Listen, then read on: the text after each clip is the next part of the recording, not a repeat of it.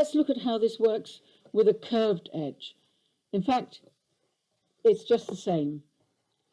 You get the binding into the foot, you push the beginning of your sewing into the binding, into the groove between the binding, up to the foot. Get a couple of stitches in like you did when you were doing a straight binding.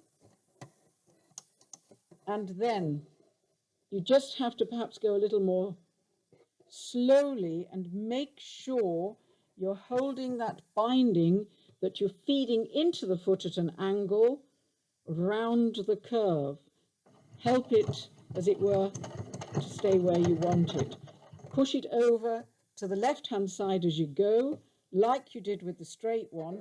Make sure that you get the edge of your curve into the fold of your binding. Hold it, feed it, stop, have another look,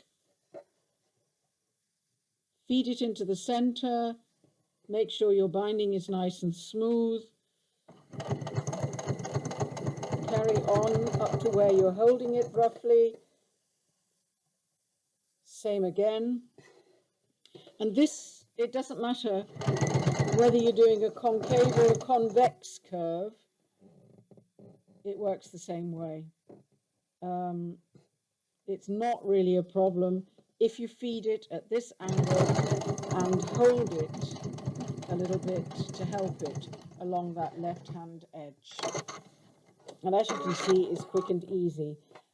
If you're sewing knits, you have to be a little more careful because they can be a bit temperamental and move. But again, if you hold them and help them, as you can see here, this has gone round this curve as well as it did along the straight edge. Absolutely no problem. Just do it in exactly the same way.